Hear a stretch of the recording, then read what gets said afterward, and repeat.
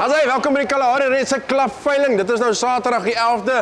Maak seker jy loop dit nie mis nie. Ons staan hier met CMLW. Stoet so ooitjie hier, so iets pragtigs. En ek nooi uit om saam met ons deur daar te gaan as ons daar 'n bietjie bespreek. Ek het vir Kenneth hier so. Hy sê hy's Afrikaanse Kenneth.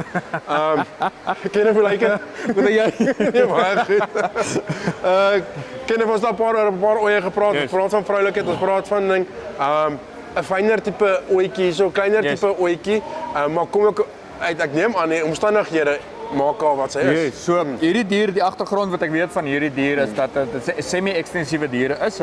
CMLW boer semi-ekstensief met hulle diere. So hulle kry in die aande kry hulle byvoeding as hulle terugkom van die rande af van die berge af wat hulle loop. So elke dag wil hierdie diere nog steeds geloop word, nê. Ons moet ook onthou binne in die berge en goed is daar baie meer takkies wat hulle kan eet en blaartjies wat hulle kan eet en goed waar hulle in natuurlike omstandighede dan weer is, nê. So hierdie dier word nie elke dag kos gegee fisies nie, maar sy word 'n byvoeding gegee vir ekstra minerale, 'n bietjie proteïene om haar daaglikse behoeftes te aanvoldoen. As ons so kyk, sien ons weer daai vroulikheid en haar, maar wat my baie oplet het is sy's my lekker sterk hier agter in die blaaie. Ek wys dat sy lekker balans en lekker sterk gaan loop en haar job kan doen soos hulle moet kan klim en kan klouter. So dis hoekom ek dink sy's bietjie sterker hierso bo haar skouers en goeters. Dit is maar daai tipiese klimaksie wat sy moet trek met haar voorbene en goed. Dis wat vir my baie belangrik is op hierdie dier, wat vir my baie mooi uitstaan op haar. Hierdie dier is nog steeds 'n lang dier en sy het nog steeds 'n lekker lang kruis wat sy aan haar het, wat sy glad nie hoe weg te steek vir enige ander dier op hierdie veiling nie. Goeie lengte wat sy op het. En natuurlik sien ons weer soos by almal kom sy weer lekker laag af van die lies en dit is wat wil dit sien en dit is lekker dat ons 3 ooe vandag bespreek het en al 3 van hulle kom lekker laag af van die lies. Hulle het daai vleiseienskap en dan natuurlik met die regte rambo op haar gaan jy goeie tyd hê. Verseker ja, wat lekker is hierdie diere al 3 wat ons bespreek het is dragtig gesertifiseer reeds deur die veeartse en goed vir die veiling wat opkom, maar wat lekker is ook hierdie diere het ook genoeg vleiseienskappe, weer eens wat ek gesê het, ons boer met 'n vleisras wat ons nou moet promote vorentoe, nê. Die dier bly vir my baie vroulik. Sy het nog steeds 'n goeie sprong van rib. Sy het lengte en sy het 'n lengte van kruis wat vir my baie aanvaarbaar is. En dan kan ons nou lekker weer gaan kyk hoe lekker sterk is die jakkies. En ek hou van die ek wil sê shape. Dis die jakvorm of jakvorm daar so ja. Is regtig vir my reg en jy kan sien sy gaan mooi loop en sy gaan nie enige naastiks gaan reg. Daar's niks van reg op hakke of enige sekelhakke of so tipe iets waar ons kommerd hoef te wees oor hierdie ooi nie.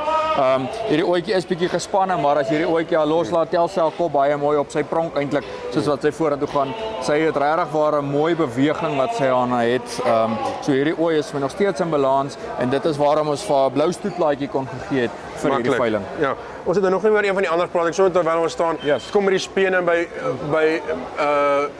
die Kalahari Reds. Waarna kyk julle op die spene, hoe moet dit werk? Wat maak hulle kommersieel, wanneer is hulle stoet? Ja, so daar is 'n stel reëls vir ons neergelê vir ons as inspekteurs voordat ons na 'n dier kyk. Watter spene is vir ons stoetspene, watter spene is vir ons kuddespene en watter is vir ons prilspene. Alraai. So die ideale speen wat ons wil hê is een enkel speen aan elke kant van die lyf. Alright, so dit is vir ons ideaal of aan die eier, maar daarna ook kan daar 2 losstaande spene aan elke kant van die eier wees wat steeds 'n stoetspeen vir ons gee.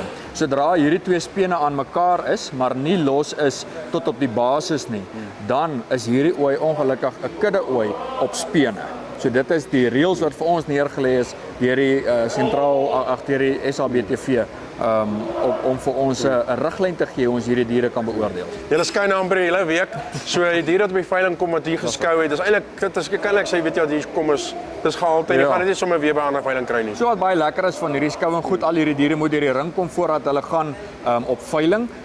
So natuurlik as hierdie dier 'n plek kan staan en sy is so goed en sy staan 'n plek, kan ons dit promoveer op die dag van veiling. So dan weet jy ook hierdie dier is nie net 'n dier wat aan jou verkoop word nie, maar sy het ook eienskappe wat voldoen aan die rasstandaarde om haar 'n skouwaardige dier te maak. Kenneth, ek sê vir jou baie dankie. Ek het lekker by jou geleer. Ek gaan nog baie by jou leer. So sien jou binnekort weer. Okay, Saterdag om 11:00 sien jou hierso. Dit is die 22ste Februarie en dit gaan 'n goeie een wees. Sien jou daar.